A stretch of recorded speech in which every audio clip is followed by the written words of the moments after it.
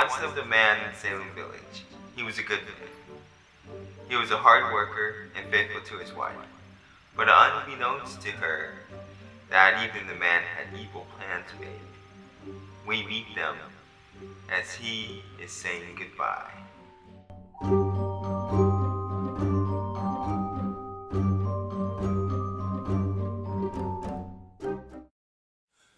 "Desperate heart," said she, softly and rather sadly when her lips were close to her ear.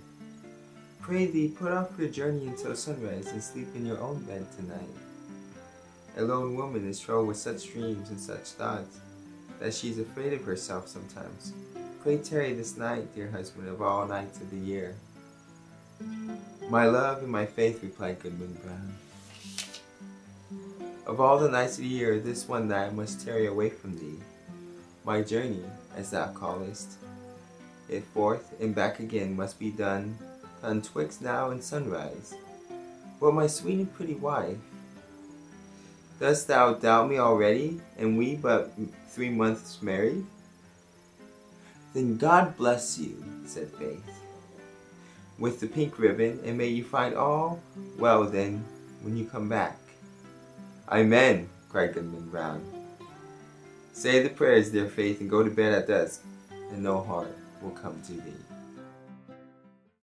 As young Goodman Brown enters the forest, he is nervous that he might meet an Indian or even the devil himself. But before he can dwell on these fears, he meets the old man he was planning to meet. "You are late, Goodman Brown," said he.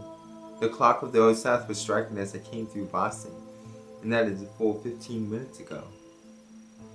"Faith kept me back a while," replied the Goodman. The old man looked to be in his 50s and had a strange resemblance to Goodman Brown.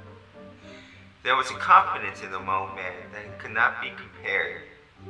He had a staff in the shape of a serpent in his hand, which seemed lifelike.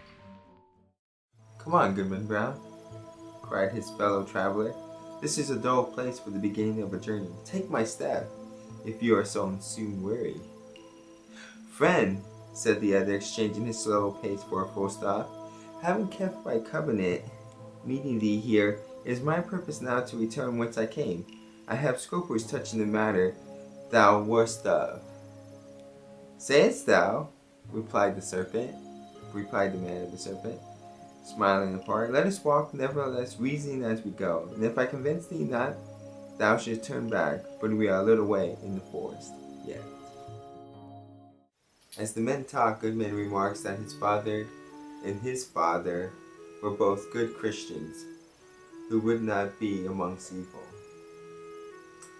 The man with the serpent staff laughs and tells Goodman Brown that he has seen those men sin. Goodman replies that cannot be. For them in the town they live in is a good Puritan town. The old man replies that he is friends with the whole town, and that it is as he says.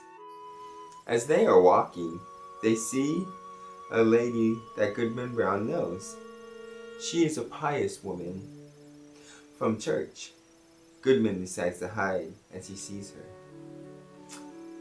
As it turns out, the old man knows her and reviews her to be a witch. Then the old man leaves his serpent staff and leaves Goodman Brown behind. Goodman Brown hears a carriage coming and he hides again. He is hearing the voices of a minister, his minister, and a deacon. Distraught, Goodman still holds on for faith's sake. Then he hears the voice of Faith and chases after her, and he finds her pink ribbon. Believing all hope is lost, he grabs the serpent staff and is shot deep into the forest. When arrives, he sees a wall of flames surrounding the demon congregation, consisting of all Goodman's church community. Then he is called forth to have communion and faith reappears to be with him. Goodman Brown shouts to look towards heaven and not to hell. Then he wakes up in the forest. Goodman Brown could not tell if that was real or if it was a dream. But after it occurred, he lost all hope in humanity. He lost all hope in his Puritan community. And when he was old and gray and dead,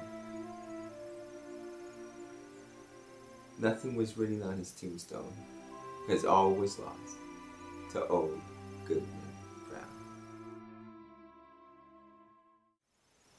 Hi, I'm Patrick Gutierrez. This was a production done by me, an adaptation of Young Goodman Brown, filmed by Charlie Pereiro, and I hope you enjoyed it.